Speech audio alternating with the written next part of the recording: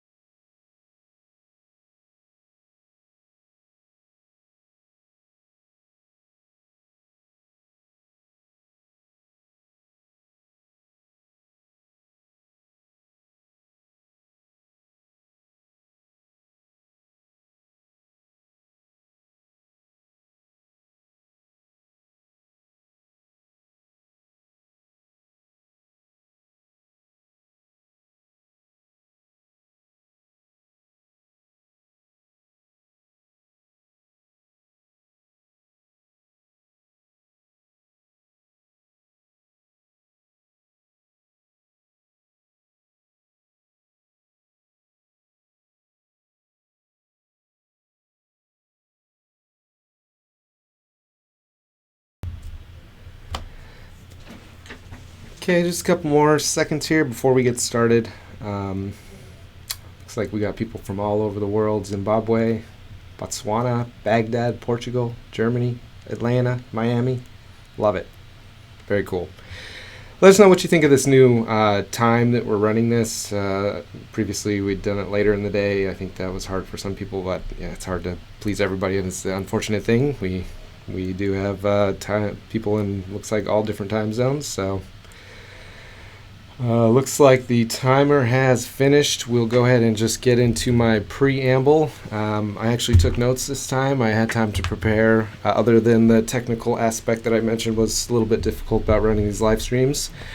First of all, I want to talk about the title block update that Bryce just released. Well, Bryce didn't release it. Bryce released an update video in regards to that, showing you how to use that new title block creation ability. It was delivered a little bit late. The actual update went live, I think, in August sometime. The video came a little bit later. Unfortunately, we got distracted with some other things, I believe, at the time. He did mention there's another big update that's not too far away. I think you should see it before the end of next week, and there's some exciting stuff coming. So that's always cool. You probably hopefully saw the announcements that there's no more, Fusion Ultimate, Fusion Basic. It's all Fusion now. Everybody has access to everything, which is really neat. That happened on October 7th, so over this weekend they made that change. Hopefully everyone was able to secure the $310 price and are able to take advantage of that. As long as you keep your subscription going, you will not lose that price. And I think that does it for announcements from me. There's one other thing that I want to do. I want to do a giveaway to encourage people to get in here and make comments and just attend these, essentially. So we're going to be giving away a little prize box, and it's going to contain a certain number of things. I'll tell you how to enter into this drawing in just a second. So there's a little mobile phone charger dealy. Those are very handy if you're on the road and you're away from your plug. Got some Fusion stickers. We have tons of these. I'm going to try to give away a bunch of these in the next couple live sessions that we're going to be doing. Some magnets. These Autodesk socks. I was wearing some yesterday. Very cool. Hopefully, yeah, I'm showing those on screen. This is a little mobile speaker. It's got a built-in battery. You can hook it up to your phone with Bluetooth and play music on the beach and annoy other people. That's what I like to do with it, as well as a Fusion water bottle.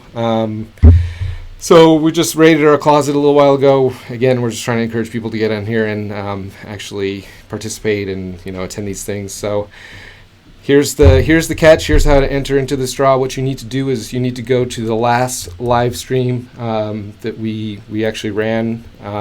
So open up another tab in Chrome or whatever browser that you're working in, and there you'll see in this 360 joints in motion. I'll actually just copy and paste the link to that joints in motion right now in the chat. If you click that, go in there and make a comment. This is how we're going to actually make a drawing for this particular case. In the future, if you attend this, if you watch this later, leave a comment on it. Let us know what you think. I mean, it doesn't have to be a positive comment. It could be constructive feedback, which we definitely appreciate.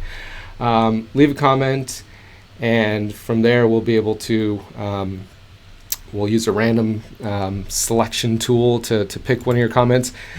It does filter for duplicates, so don't try to apply 500 different comments on that video. Just do one and let us know what you think. And at the end of this show, I will be drawing the winner. We'll get your address and figure out how to get you these little giveaways. But that's all I had to say on that front at this point. Let's go ahead and see some excitement for the socks. I love it. Let's go ahead and get into the content here. Today is all about taking those meshes and turning them into BREP bodies. If you've ever worked with mesh files, you know that there's a lot of limitations in what you can do. You can actually do CAM tool work, toolpaths on mesh files. Unfortunately, you cannot do things like simulation and other processes. I mean, trying to assemble something like that would be very difficult. So at this point, I'm going to actually work through 4 different files. I might not get all the way through. I want to kind of show you different approaches for something like this. I will actually link to some other videos that we've created in the past, some quick tips and tutorials related to this subject that might go into a little more detail than I'm able to cover live today. But let's go ahead and just get into this. So first thing I'm going to do is I'm going to go to Fusion 360 and I'm going to go into New Design from File. So each one of these I'm actually going to be just working from a file, showing you the entire process. So here you can see it. I have a little folder here for my live stream parts, and I have a couple different parts I'm going to be working on. And so they're of fairly simple complexity. They're not all that complex, to be totally honest. I mean, me trying to build one of these up in front of you live, I don't think would be the best use of our time, because there's a lot of repetition that would go on with that. So what I'm trying to do is I'm trying to show you the different methods that you can go about using Fusion 360 to convert those mesh bodies into solids. So I'm going to, actually not the Conrod, I'm going to start with the pivot rocker. Select it from the list and click open. This is going to bring in this STL file into Fusion 360. You might notice that in this example, I've actually switched back to kind of the traditional UI. The reason for this is I just found it a little bit easier to access the mesh workspace at this time. I think there's some things in there that make it a little bit more difficult to find the mesh workspace, unfortunately. I did report that to our developers, and that is something that they had previously logged already, so that's always good to know in here. Anyway, we've got this STL file into Fusion 360. Let's see how we can actually take and start using this and convert it into a solid. So for something like this is a fairly simple model, and you can right click and look at the properties of this to get an idea of how many faces we're working with in this case. It looks like in this case it's only 5,000 faces, which in terms of mesh files, that's on the lower end. This is going to be easier to actually to actually deal with. Sorry, I was looking at comments, got a little distracted there. So at this point, I'm going to show you by far the easiest way to convert a mesh body into a solid, but there are limitations with what we're going to do, and I'll talk about what that is and the reason why I wouldn't really use this method most of the time. So what you might want to do if you do have a model with tons of faces is you can jump into the mesh workspace, and we can do things like use reduce to reduce the number of mesh elements or faces that we're dealing with. Like I said, this one doesn't necessarily need it, but I'm going to use this in this case just to demonstrate a little bit of the process here. So with this reduce on, you can reduce by particular areas if you'd like. I mean, like this fillet has a certain number of faces that I could probably clear up. It is good to know about all the different selection tools that you have within the mesh workspace. You have kind of like this paintbrush palette. Use the bracket keys to reduce the size or increase the size of that selection that you're going to do. So I'm using my right bracket or my closed bracket to really increase the size. Another way to select easily is just to, in this case, I'm trying to reduce the full count of this model to reduce as many faces as I can. You can double click in the graphics area to get the entire mesh body, and here you can adjust the slider, and to reduce you just click OK at that point. If it does have sharp edges that you're trying to preserve, make sure to use this preserve boundaries toggle. It will do a very fine job of actually keeping those boundaries as is, keep those sharp edges and things like that. That's important as well. You can turn on the preview to get an idea what this might look like. If you're working with a very large file, a very complex file, I'd recommend against turning on that preview. That's something that you probably want to avoid, actually. I'm actually not going to reduce this one. I'm going to reduce the next one that we're working on. I just want to kind of get in here and show you. So at this point, I want to go ahead and convert this to that B-rep, and what I can do is I can right-click the mesh body, and I'm doing this on purpose because I want to show you get slightly different options when you're within the mesh workspace rather than within the modeling workspace. What I'm actually looking for is a convert tool that basically goes from mesh to B-rep, and you'd expect it probably to be in this mesh workspace, but actually what you want to do is you want to change to that modeling workspace. Here you'll then be able to right-click this and select mesh to B-rep. A side note, when I imported this model into Fusion 360, it is without my design history, and that's another reason why we're seeing it in this dialog here. So if you right click, if you don't see mesh to B-rep, double check what kind of design mode you're in. I design without history quite a lot these days. I find it to be very forgiving. It is harder to undo things, I will say that, and it's harder to capture make some of those changes potentially later on in the design. But for what I do, I work in such small projects at a time that this is okay for me to do. Anyway, here I'm going to select mesh to B-rep. This is going to convert this mesh body into a B-rep. When it does this, it is trying to make a solid, and in this case it fails, and it doesn't fail completely because it makes surface bodies. It makes 5,374 surface bodies, one for every facet that was a part of that mesh before, which is okay. But really, what our goal is to get to a solid body that we can work with. So at this point, there are some things we can do to try to fix this, and I'm going to use my command bracket shortcut to actually switch through my different workspaces, and I actually went to a workspace there that you might not have access to just yet. So command bracket until you get to what we're looking for here is this patch workspace. I'm going to actually just use the drop down in the end there to get to it. I went the wrong way. But at this point, I can use a very simple tool to actually fix this body up, to convert this, these 5,000 different surface faces into a solid. I'm going to use stitch. So I'll select my stitch tool. I'll select the surfaces from the graphics area. And you can tell it's a surfaces now just by the icon in the bodies folder here. That orange icon indicates that's a surface or a patch body. And when I do this, it does a really fine job of finding any areas where there might be like gaps or issues with the mesh that was brought in, or with the conversion process that happened when we converted that mesh into a B-rep. So here you can see it found 12 different free edges that maybe didn't connect for some odd reason, and I honestly can't tell you why this was. It just is what it is. If you see red within this dialog, you can adjust maybe the tolerance to try to deal with that, but in this case the default tolerance works. If you try to make the tolerance too big, you might have other issues that might occur. But like this, just like that, we're going to go ahead and click OK to this. It's gonna patch those small gaps that were there, and it's going to fix this up so that we have now a solid body to work with.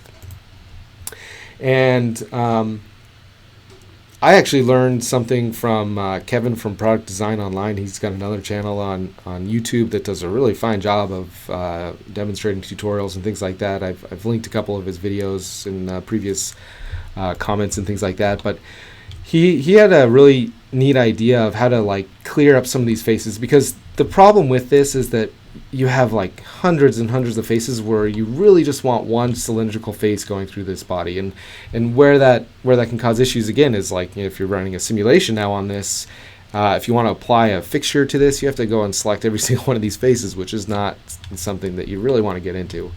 So what he actually did is he used a tool within Patch to do this. He used a merge tool, but the way I usually access this is slightly different. I just use my modeling dialog.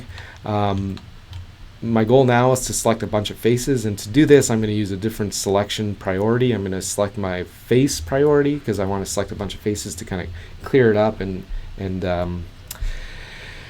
to tie them together essentially. So I changed my selection priority to face, but I also want to check to make sure that I'm not selecting through. I want to just get the top faces of what I'm selecting here because I don't want to select any of the back faces. So like here, I have all these different faces. If I change this now to my paint selection, I can left click and hold, and I can start to select a bunch of these faces. And essentially, I'm just going to select a number of them and hit delete on my keyboard within the modeling workspace. It should actually kind of tie those all together. So I'm going to do it again and hit delete. And you can see that I can actually remove a lot of these different facets that might cause issues if we were to go to like a different workspace, as I mentioned. So it is a little bit of a process, and it doesn't always work. Like that time, it just didn't work for me. So it is something to be aware of, that if you're going to be using this mesh to B-rep option, there are limitations. There are drawbacks to using this, and cleaning it up can actually take more time than to like remodel something like this. And that's actually part of what I'm going to be showing in these next couple sections. So that is like looking a little bit better. I mean, obviously with this being a B-rep, another thing we could do is just extrude maybe to fill this in and then just do another cut through it. So there's some other options you have to kind of clean this up for us. Okay, so that's the first method I wanted to show here. The next method I wanted to show is actually going to use another tool in conjunction with Fusion 360. It's not something that we typically like to do. I mean, we want every single tool inside of Fusion 360, and I think the goal is to get all of these tools into Fusion at some point or another. But at this point, I do actually need to rely upon NetFab to actually convert this triangular STL into a quad STL, and the reason for that will become more clear in a little bit of time. But with this model, this is actually a generative drone arm that I'd made. You might have seen some renderings for it and some previous images or YouTube posts or something like that. In this case, it's more complex than that previous one. If we look at the properties for this guy, we're talking about 300,000 different faces to deal with, facets, I'll say. So before I even try to go to NetFab to try to convert these STL triangular faces into quads, the first thing I want to do is jump into my mesh workspace. And again, I do have a specific mesh workspace again because I do not have history turned on. If you had history turned on, you'd access this in a slightly different way. And again, I can link some other videos that kind of talked about some of these options. Anyway, we'll select my mesh workspace. I'll select to reduce. I'll use that double click to just get the whole body. I could also select it from the tree as well, or the browser as well. And this is a pretty powerful tool. We have 300,000 faces. I want to go to far less than that, so maybe I'll go to like 12% of the original size, and I just type that into the density target there.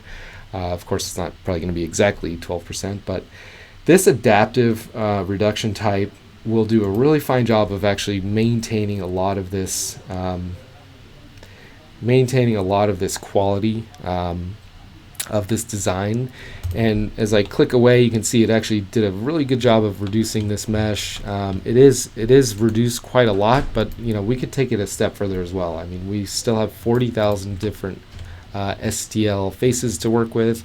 Let's go ahead and do reduce one more time. We'll just select the entire body this time from the browser, and we'll go again to maybe we want to get to about 20,000, so we'll go to about 0.5 of what we were previously. Again, if you had sharp edges, you could preserve them here.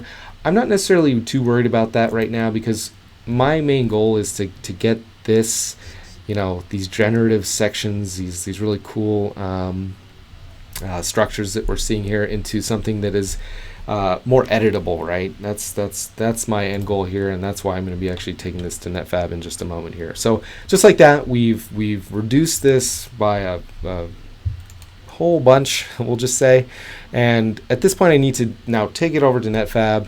I'll save it as an STL, and to do that I'll just right click the mesh body from the bodies folder. We'll click OK. We have some additional options here to reduce or do other things here. I'm not too worried about that at this point, and I do want to just make sure that I put this into a different folder. In this case, I have this folder that's going to enable me to work in both my PC. Right now I'm in my Mac. I have a cloud computer that I access when I want to have the Windows experience, which I know a lot of you guys are in. Unfortunately, NetFab's not in, doesn't have a Mac install at this point. Again, this is something that we'd like to bring into Fusion at some point.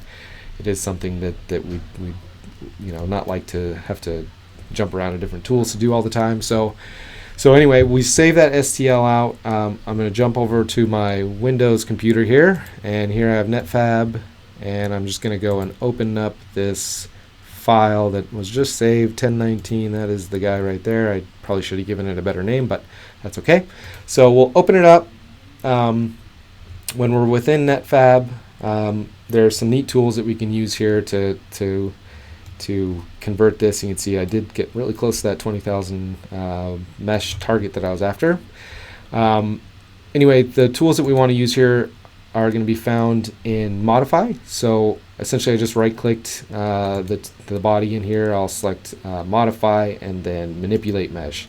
Here I'm going to use the third option over, this Remesh option, to change this from these triangular based meshes into these quad meshes, which will enable me to actually work with this in T-splines in just a minute.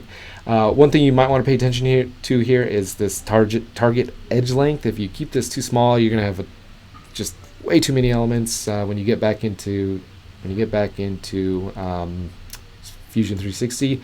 So I'm going to go ahead and increase this to something much larger. I'll go to 3 millimeters, and we'll calculate this in just a moment. We should be able to get this quad mesh version of this guy, and in which point we'll be able to actually use this inside of Fusion 360 and more specifically in T-splines.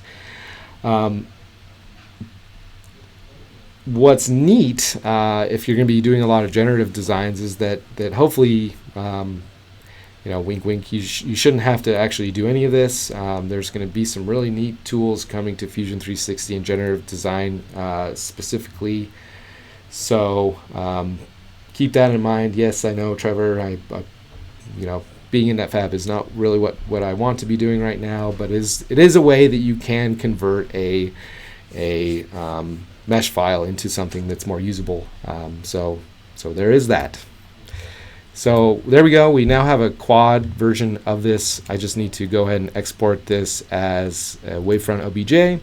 One thing you want to make sure to do here is, we'll make sure we're going in the right folder as well.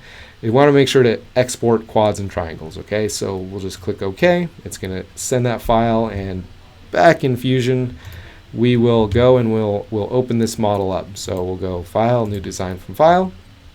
This is in a slightly different folder. This is transferring just files back and forth for me to use between my PC and my Mac.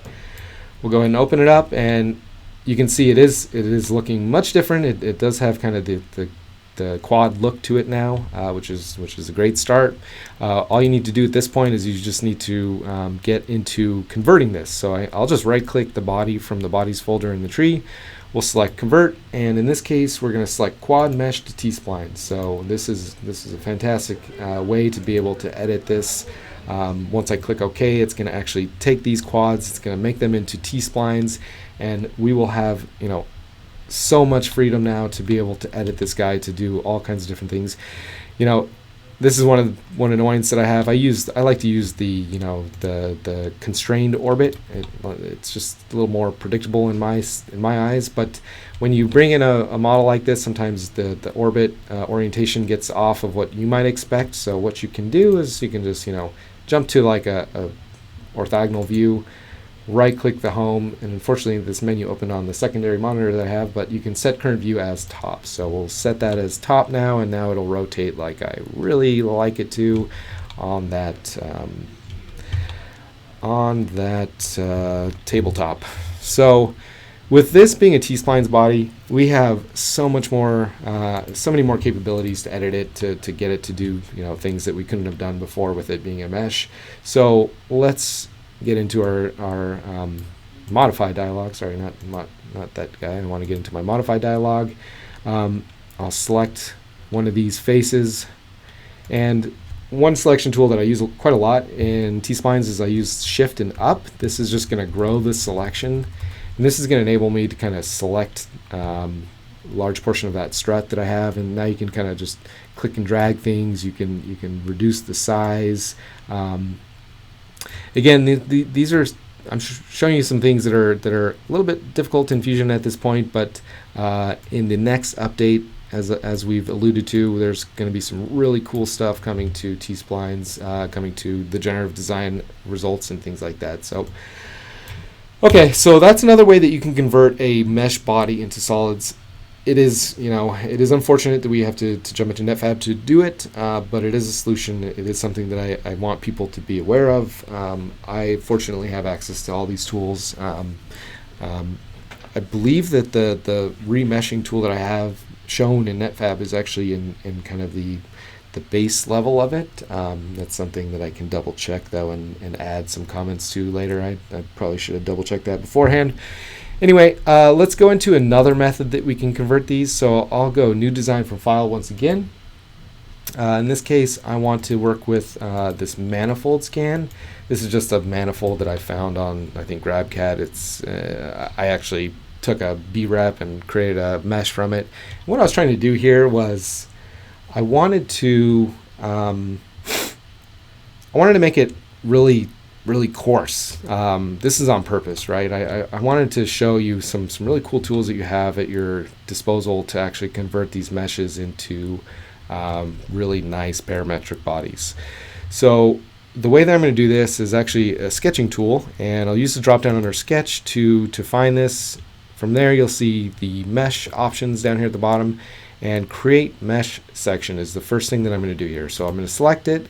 It's looking for an input. It's looking to know, what body, what mesh body I'm trying to do this for. So I'll select the only mesh body we have in here, and right away we start to get a preview of what it's going to do. It's going to take the extents of this mesh body and actually enable me to kind of work with that in a sketch environment. So actually, I'm going to rotate this around. I mean, I think it just takes some arbitrary direction when you first put it in there. I'm going to rotate it around to get 90 degrees off from the original, and maybe I'll kind of push this into the middle somewhere, or maybe just on the edge here, because what I want to do is I want to start by creating the general extents of this. So I'll just kind of drop it right there. It has the outline, it has the main kind of ports on the side of this. So just like that, we'll go ahead and click OK. And what you need to remember is that you're not ready to start extruding with what I've done just now. You actually need to go and use another tool to now convert this into usable sketches to do things like extrudes and sweeps and whatever features you need to use to rebuild these models. So what I want to do is I want to just expand out my sketches folder. Sketch 1 is what got created there, and within that sketch 1 there's a mesh selection. So I just need to edit this sketch. At this point, I'll oftentimes, if I'm using this tool, I will hide the body so that I can really just focus on that sketch. And like I say, this is a really coarse mesh. It looks really bad. Those circles are no longer circles. They are like octagons. So at this point, I'm going to use another tool found from the same drop-down. So under Sketch, you'll go down to Mesh, and you'll find Fit Curve to Mesh Selection. And if you're going to be doing this a lot, pin it to your toolbar, pin it to your shortcuts, create a keyboard shortcut. I actually added it to my shortcuts. This is where I go quite often, so I hit the S key on my keyboard to bring this up. Here I'll select this Fit Curves to Mesh Selection, and using this tool, we can very quickly convert this into usable sketch entities. And what I wanted to really highlight is that I can select this circle, and any one of these items that really should be a circle, it does a very fine job of converting and kind of centering that as well. So I'll select all 4 of these guys, and it takes those octagons, it makes them closed sketch profiles, and does a very fine job of it. At this point, we could try to use the circle tool to get the outline there, but you can see it does a really bad job. And what I like about this is that as I go to select something, you'll see the max curvature deviation shows up for whatever we're working on. And I'm going to show you this in more detail in the next example, but obviously a circle is not the best way to fit to that. So we could use things like lines, we could use things like arcs, we could use things like splines and closed splines as well. This guy does an okay looking job if you just don't dig into it too much, but if you look at the corners here, that's not going to do a very good job, right? So instead we can use things like lines, and what I can do, let's see here, I'm actually going to click OK. What I've noticed, what I do quite often when I'm in this tool, this Fit Curves to Mesh Selection section, what I often do is I'll like start down a path, and I might make a mistake, and I'll hit escape, and it'll clear all of what I've done. So what I like to do is click OK after I've converted things like the 4 circles that I just did there, and it will enable me to move on to the next step without worry of deleting what I just did. So now using the line tool to capture the very square shape of this, I'll just go around and click the corners of this until we get a nice closed profile. We can tell by the coloration in the sketch now that we have closed that. We'll go ahead and click OK, and that looks great. So at this point, I can go and I can show the body once more. I'm going to hit E on my keyboard to begin extruding this. I can extrude it. I can do a solid block to start, and then reuse the sketch to do the cuts on both sides. And actually, let's go ahead and do that. I'll just I'll paint select to get all those, since I still have my paint selection option on. So I'm extruding a solid block at this point. I'm just going to eyeball this for now to kind of get it to the correct size. And typically, these, a lot of designs will have a very, defined size that they're after. It looks like this was probably designed in maybe a millimeter template before, and that's something that gets lost when you go to STL and back and forth and things like that. So we'll just kind of drag that out to one side. We'll swap this to a 2-sided style extrude so that it captures both sides of this, and then we kind of get the shape that we're after. We'll click OK. We'll maybe hide the mesh body so we can visualize the very boring shape that I just made. But at this point, I can go back and I can reuse this sketch to create cuts to compensate for the ports that are on the side of this. So we'll just select these 4 guys. And if I created that cut from the correct location, it will have the correct depth, but that's something I could fix a little bit later. But you can always play with where you're starting these extrudes from. If I wanted to start from the outside and go a specific depth in, I can change the start to an offset plane, maybe just use the face of this and then go in a particular distance, right? So there's a number of different ways that we can drive the depths and the ways that we're making these cuts.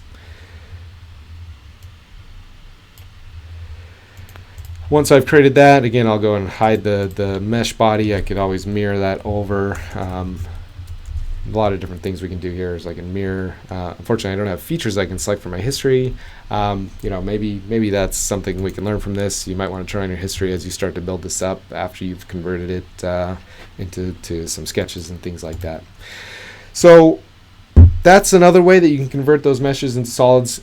Obviously, this is a very blocky shape. It's a pretty easy one to convert, to be honest. I mean, it just takes some time to go through and recreate all those.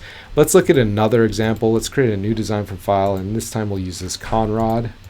And what this does, it gives an opportunity to show you how to work with some more of these, more shapely meshes that you might have. So what I want to do is I'll reuse some of these sketch tools, the mesh, create mesh section, select the mesh itself, and what I would recommend, and something that I've learned in part of the prep of this, and if you can't get it to go snap to 90, just type it in.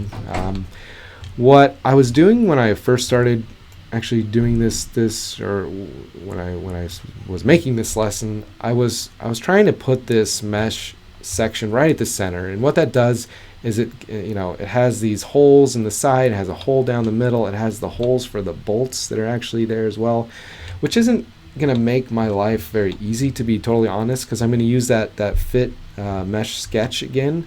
So what I want it to be as whole as possible, to be totally honest. So I'm going to drag this out, and I'm going to try to capture as much of the geometry as I can. So I'll kind of put it there so I can see the pocket cut is available to me as well. And just like that, we'll click OK. We'll hide the body, and then we can get into converting this once again. So I will jump back into editing that sketch again. Remember, once you've created that mesh section, you have to go back and edit that sketch once again. Here we'll use my keyboard shortcut to fit curve to mesh section, and in this case I will use this close spline. This does a pretty okay job in this example. I shoot for better than pretty okay. I will show you some things that we can do to fix some of the errors or some of the deviation that occurs. But when I select that, it does a pretty good job. Like I say, there might be some details lost in the corner there because it's trying to use a spline to actually go around and fit a like a arc and two arcs essentially coming together at a non-tangent location.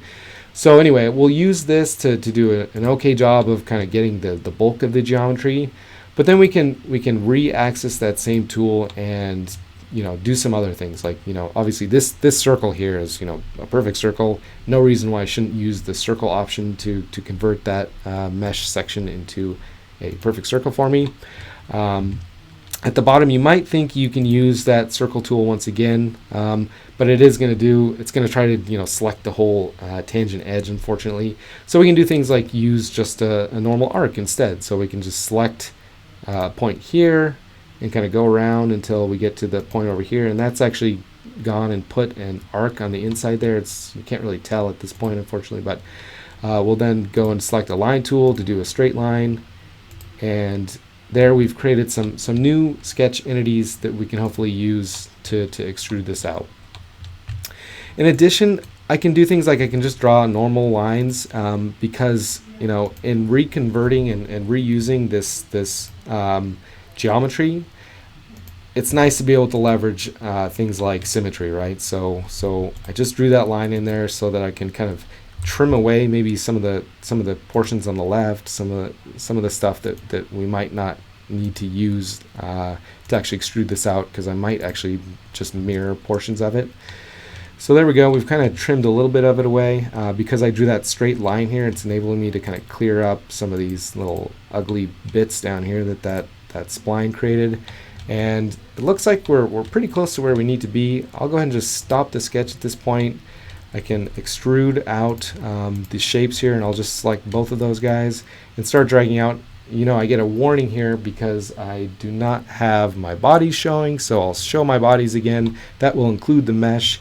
And then again, like I say, a lot of times these meshes, will have a very specific distance that you're probably supposed to go, and other than just eyeballing it, you can just type in -4 here to kind of get it exact. Obviously this guy really isn't 4 inches thick. This would be a very massive conrod. So again, this is one of these scaling issues that can occur with mesh files, unfortunately. Anyway, we'll click OK, and what I can do now is I can go and I can not hide the whole mesh body. Sorry, not the whole bodies folder. We'll hide the mesh body. You can see we can start to get an idea of what's going on here. One thing that we can do is we can use a press pull to pull this face a little bit further. You can see that even though I didn't actually have the geometry to use when I was using that mesh sketch selection to drag it out, I can still use it to kind of get to the correct size that I'm after to go the full extent that it should. Just like that, we've added a little bit of material. It kept the tangency going, which is important. And then we can go and we can add a fillet, not a sketch fillet, sorry, a feature fillet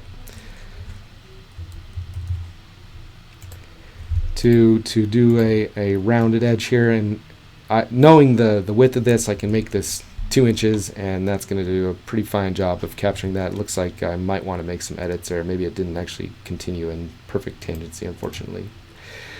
Okay, so that kind of wraps up a lot of what I wanted to show. I'm actually running out of batteries. This streaming software apparently uses a lot of computational power. Before I go, I did want to do the drawing to pick the winner. And again, if you missed that, you can maybe get your entry in real quick here. I'm going to go ahead and show my screen once again and switch over to my PC side because I had it already open here. If you haven't had a chance to come in here and add some comments, please do so. This is how we're going to pick the winner of some of those, the things like the water bottles and other things. Oh, I don't want to hear myself. Stop talking, Aaron. Anyway, let's go ahead and now pick the winner here. It looks like we got a couple more comments in it. I'm just going to use this random comment picker to pick the winner to get the various little trinkets that I was talking about. So we'll click search. Found 21 unique comments. That's 6 more than when we started, so that's a good sign. We'll go ahead and start this raffle, and in just a second we'll have a winner to choose. So it looks like it's Eric Carlson, and he actually left a really nice comment to me, so I remember that one. Thanks, Eric, and I will contact you. I'll send you an email to get your email, your address, to be able to send you this stuff. Thanks everyone for attending. To be added to sorry, I was a little bit behind schedule, or sorry, it was a little delay on what I was seeing there. To get added to the next drawing, what I want you to do is once this recording posts to YouTube, leave a comment, let us know what you think, let us know what you want to see in the next example, and we will pick the winner, I think, before the next live stream. We'll be giving away a lot of similar stuff: water bottle, socks, cool socks, I love those socks, the little speaker, the additional battery pack for when your phone is running low on batteries. But I hope that was valuable. There's a lot of different ways that you can skin a cat. There's a lot of different ways you can convert a mesh into a B-rep. I hope that I showed you some new things that maybe you didn't know before. We're going to try to do another one of these next week, I believe, on Tuesday. We'll try to get it posted to the YouTube channel once we have a subject picked and time specified. But other than that, I want to thank everyone for coming. We really appreciate your time. Make sure to subscribe. Make sure to like the posting. Unfortunately, we can't use the chat to pick a winner, so instead you have to leave a comment on the actual recording that will go up. But I'm kind of rambling now. Thanks everyone for attending. Have a great day.